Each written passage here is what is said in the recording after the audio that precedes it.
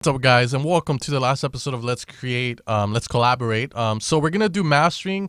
I'm not gonna be doing that well of a master because I am on the time limit 15 minutes, but we're gonna try our best. Again, mastering isn't the same for every track, so don't make the mistake of getting a fucking master and saying, okay, I'm gonna use these plugins from now on, because it doesn't work that way. You have to pretty much listen to your track. Every track's gonna have limitations, and mastering is pretty much making your track loud and sound commercial. That's my opinion. It's also getting a final opinion from someone. Now, if you don't have your room treated, I suggest you don't do the mixing and mastering by yourself. I suggest you send it to a friend or pay someone to do it for you if you are serious about the track. If the track's just like something for fun, then you can just mix and master it yourself. But do keep in mind you might get correlation issues where like your track might sound great in your room, but it'll sound like shit in your car and in the club. So those are the few things to keep in mind, and let's get started. So the first thing I always use is going to be the Waves SSL comp to bring everything together. Now this one's always a must in the beginning of my list because compression, what it does, it gets everything at the same level. So if you have certain things that are just sticking out in the mix, compression is going to help glue it all together so that everything sounds pretty even and just more like in tune with each other. So we're going to use the SL compressor, the stereo one, not the mono one, from Waves. Now, usually when you open it up, if you put your threshold will be here, and if you even put it down and your track is pretty loud as it is, it will start to move already. So sometimes even the initial settings are fine already. So let's make it right. So here we go. Let's see how it looks like.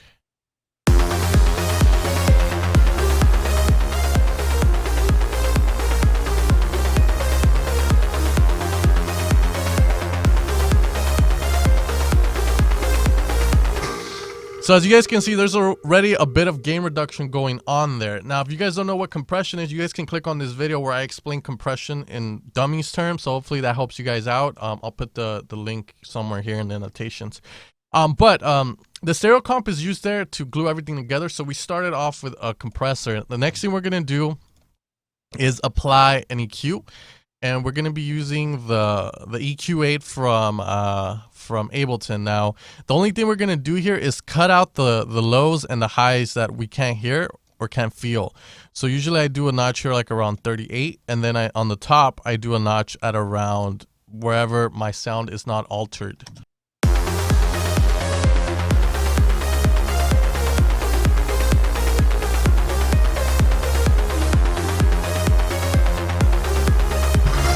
Now, why do this? The reason we do this is because, one, we're not hearing those frequencies, so the speakers are trying to pretty much, get those frequencies out so they work harder.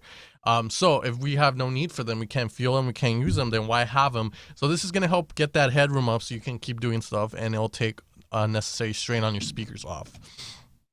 The next thing we do, and this is all up to you guys from here on to use your head and your knowledge of, how everything works. The next thing I would do, honestly, is probably put another compressor or some sort of imager. So I'm going to be using the Ozone 5 imager. And what an imager is, it's pretty much widening, making stuff mono, but the Ozone 5 imager is multi-band, which means it separates every band into its own categories. So we have the low end, the mid-low, the mid-high, and then the high ones. So this is going to be really, really, really beneficial to do. So what I do is I play the song where everything's so busy, like most busiest, and then I click learn so I get the band sort of right.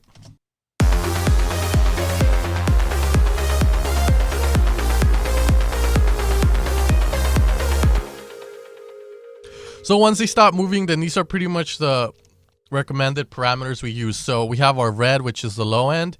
We have our mid-low, which is the yellowish, mid-high, the green, which can be considered high already, and then the blue, which is really high. Now, straight away, what I want to do is I want to pretty much make anything below 150 or so, around there. I want to make that all mono, so we're going to put the red band all the way down, and what that's going to do is, since this is an imager, again, like the S1 imager, it's going to turn everything down there in mono. And the reason you would want to do this, if you haven't already put your stuff in mono, is just to make sure that if the leads or anything, you forgot anything, has unnecessary low end, you have it in mono straight away, so you're going to pretty much get that bass right in the center, and it won't be surrounding everything else. Now, another thing, and this is up to you guys to do, this is all like pretty much by taste, is going to be to make your mid-low either really mono-ish, or you can have it just a tiny bit mono, so it's not fully mono, but there's still some stereo in there, but it's not, you know, pretty much on your sides, making your side leads sound really dirty and stuff. So I do that, and then bandwidth 3, you can already see we're really high. So what I like to do there is kind of up it up a notch. So I like to hear it and see how it sounds like.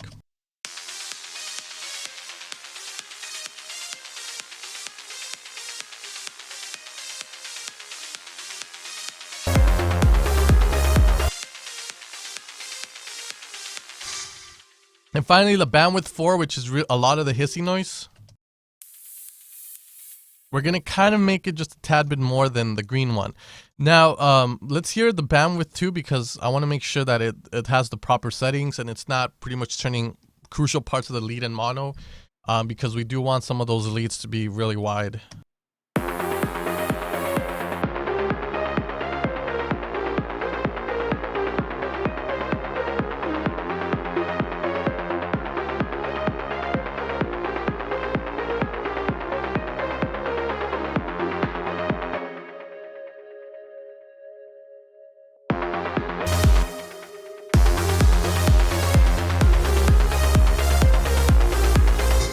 Alright, so we have the imaging done. Now the next thing to do is another compressor, or you can start doing an exciter. It's all up to you guys if you feel it's necessary.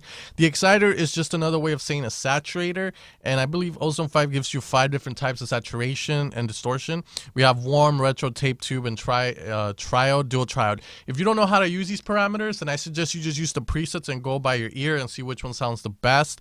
But once you get to know what saturation does, and it's pretty much adding harmonics to the frequency band, whichever you have it in, then you can start kind of dabbling and just experimenting with that. So we're gonna add a little bit of saturation, and I'm trying to go as fast as possible here.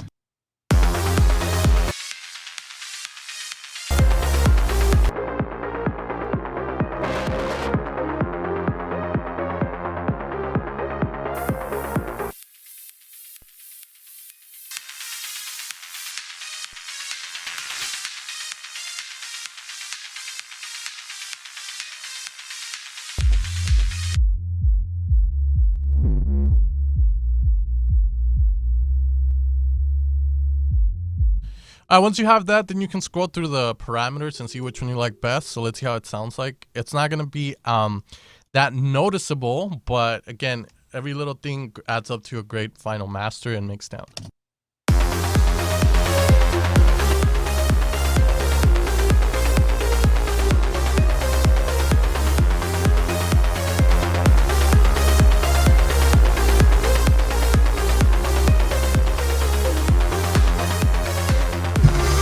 Alright, so I like retro a bit more, but if you notice when I go to warm, a lot of the high end disappears and so forth, because it's kind of imitating that warm sound that you get from analog, which a lot of people that aren't really that knowledgeable in that area mistake it for muddiness. Okay, now let's see. We're gonna add now another compressor, I believe. Maybe I'm thinking about it. Maybe a multi-band one, like the one from Ableton. Now, if you don't know about multi-band compression, which is pretty much just compression in the sense that it gets divided into multi-band, so every band, high, mid-low, and low have their own compressor, then I suggest you use the Ableton one. It's called Multi-Band Dynamics, and there's a multi-band compressor on there that you could use, and then you can tweak those settings by just, you know, moving the box back and forth and so forth.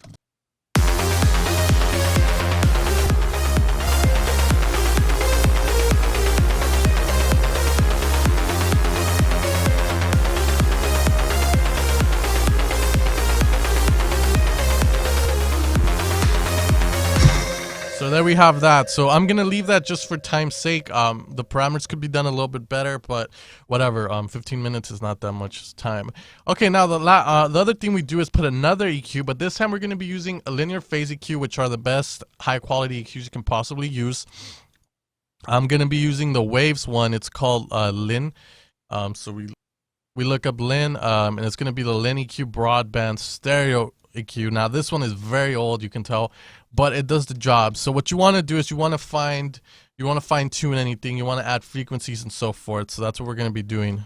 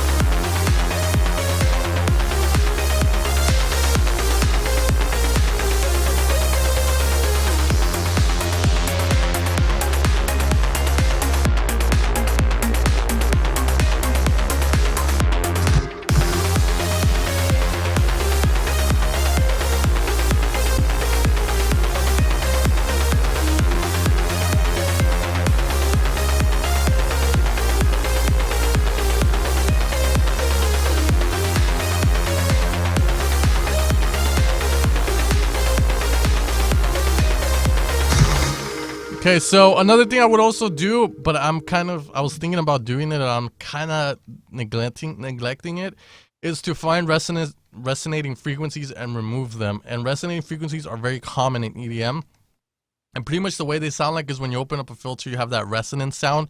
That's pretty much what you're looking for. Now, the reason I don't want to do it is because I don't want to blow your ears out, and I don't want to automate it. So for now, we're just going to leave it like that. And that's going to be it for that. And then finally, you can finish things off with, again, more stuff that you feel is right. But one of the things I like to use is called WLM. And that's going to be pretty much a meter to measure perceived loudness. And what pretty much perceived loudness means, it means how loud you feel it, how loud you think it sounds. So perceived loudness can be achieved through saturation, distortion, getting it louder when in reality it's not that loud. But using this meter, our purpose here is, if you can see, it says no anchor here. Okay, so you guys can see the numbers start popping up. Now, a commercial EDM track in the short term, long term, will be around between 6, and I've seen this for big room tracks, which is a lot, very loud. It will be from 6 dB or 6 LUFS here, up to like 10 or 11. So you want to be in that range of loudness and make sure it sounds good, not distorted. And I've seen a lot of big room tracks go above that, which is crazy, and I just don't like it. But this is going to measure that, and we use it to measure our loudness to make sure that, okay, it is loud enough. Okay, now another thing is to finally finish it off with what I like to call a limiter. And I like to use the AOM Invisible Limiter, which was recommended by Audien, Mauro Levi, and I know a couple more guys use it. But the great thing about this is that you can get your track really, really, really, really loud, and it won't distort like that easily. So this is what pretty much you do, is you just boost the knob, which is the fun part because you really don't have to do anything else, and you just see how loud you can get it, while again measuring it with your Waves plugin here. Let's see how loud we can get it. And I apologize if I blow your ears out. And after that's done, then pretty much we're done with this video. Sorry I couldn't really get that much in depth to mastering. I do have a 15-minute limit. Again, I got copyright strikes. But don't forget to subscribe to the Evolution of Sound channel, where I will be doing a lot of those technical tutorials. You can find the link in the description below.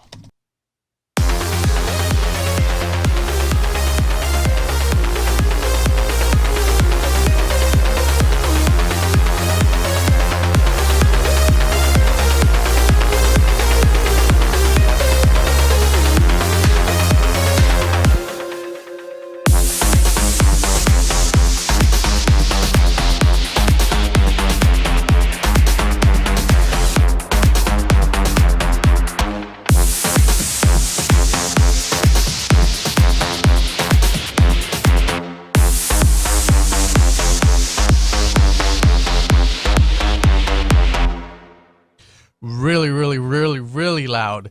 Now when you master stuff, just a few key things before we finish this video, I have like 45 seconds, is when you're mastering, try and go to the busiest part of your track where there's the most elements and master through there. Because if you master the intro or something, you can get the intro really loud to the point where it doesn't distort, but then you hear it and where all the main stuff is going on and it sounds distorted as fuck. So the more elements you have, the harder it is to gonna get it to fucking loud if you don't mix it properly. So guys, I hope you guys enjoyed this series. Again, sorry that I couldn't get that much in depth, but again, Evolution of Sound's there for you guys. Make sure to follow it and subscribe to this channel, like this, and next time we're going to be doing a Let's Collaborate, maybe Melbourne Bounce and so forth, because that was the second most requested thing. Anyways, guys, sorry for talking fast. I'll see you guys later.